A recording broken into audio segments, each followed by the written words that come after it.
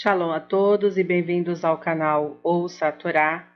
Vamos para a terceira aliada Parashá Mishpatim, que está no livro de Shemot, Êxodo, no capítulo 22, a partir do versículo 4. Vamos ler até o versículo 26. Vamos abrahar? Baruch atah Adonai, Eloheinu melech haolam, asher barabanu mikol hamim, venatan lanu et toratou, Baruch atah Adonai noten hatorá. Amém. Bendito sejas tu, eterno nosso Deus, Rei do Universo, que nos escolheste dentre todos os povos e nos deste a tua Torá.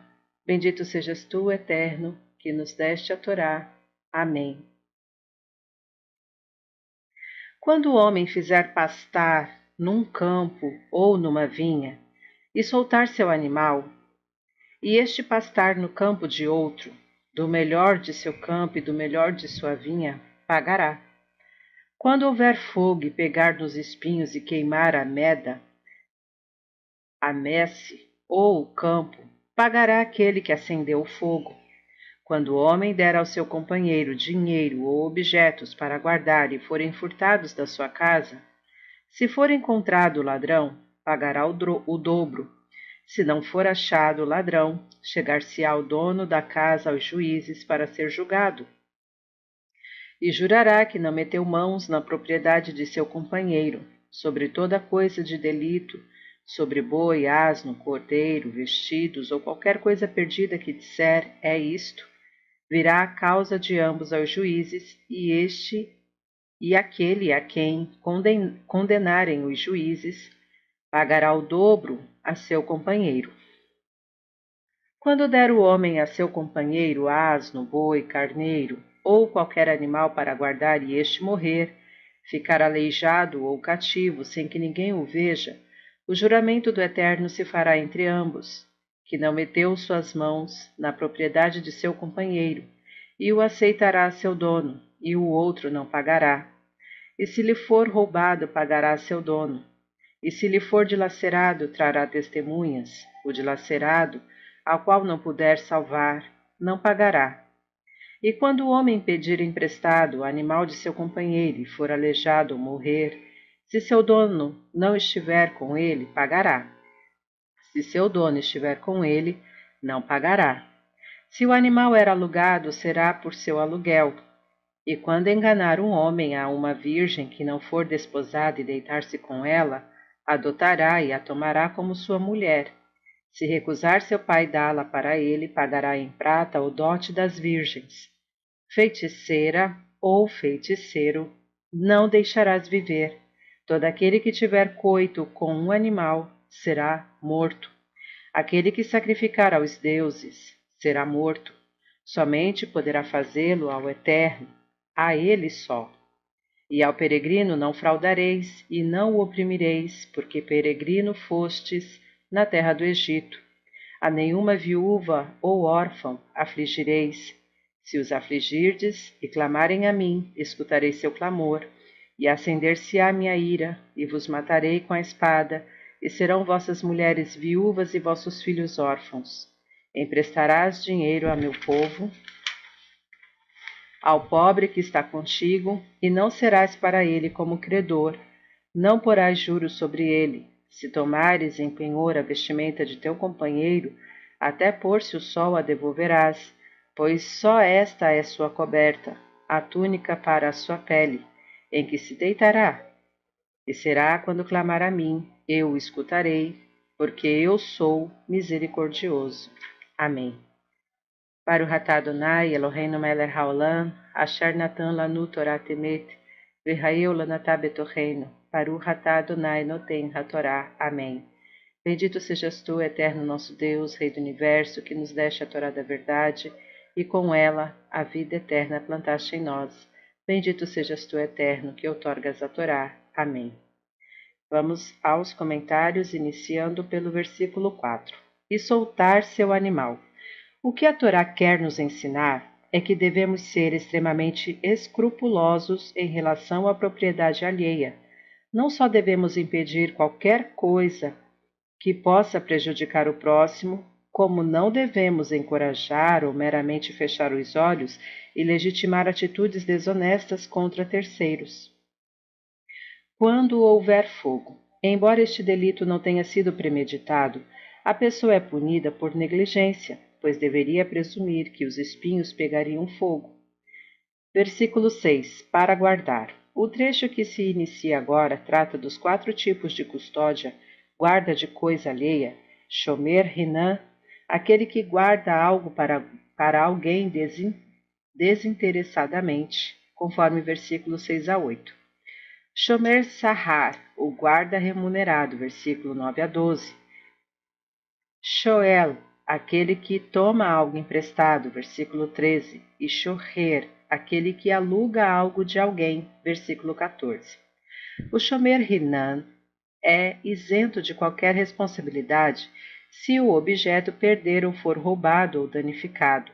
Ele só será responsabilizado juridicamente se for comprovado que agiu de forma negligente. Versículo 8. É isto.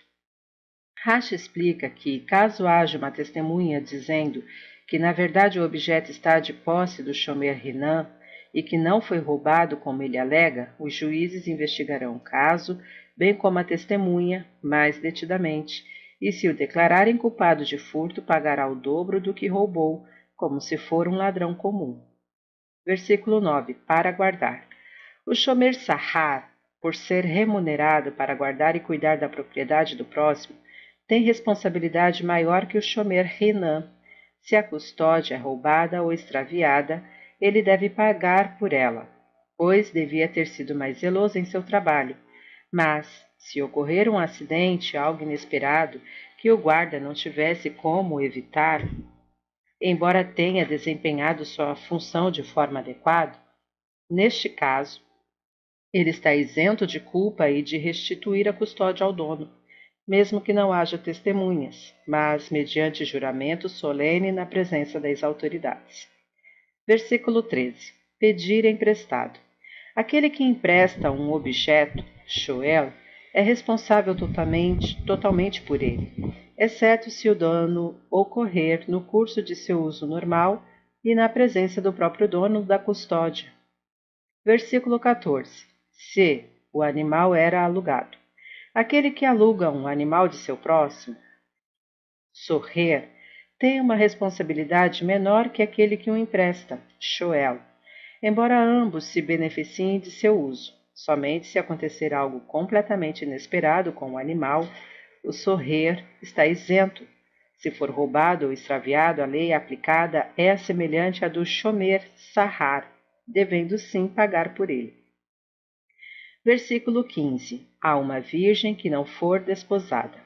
É possível consagrar para si uma mulher por meio da cerimônia de Kedushim, ou seja, dando para a mulher um objeto de prata ou de ouro com o valor de uma perutá, antiga moeda de pouco valor, na presença de 2 testemunhas e pronunciando as palavras: sejas consagrada a mim, com esta prata ou ouro.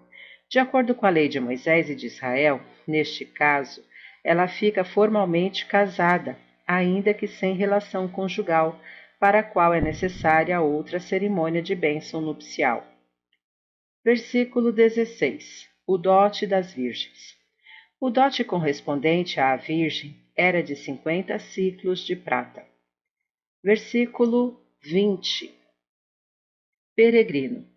Vários comentaristas entendem que se trata de um prosélito, alguém que se converteu ao judaísmo, mas parece mais claro que a referência é para qualquer estrangeiro ou pessoa que está fora de sua redondeza familiar.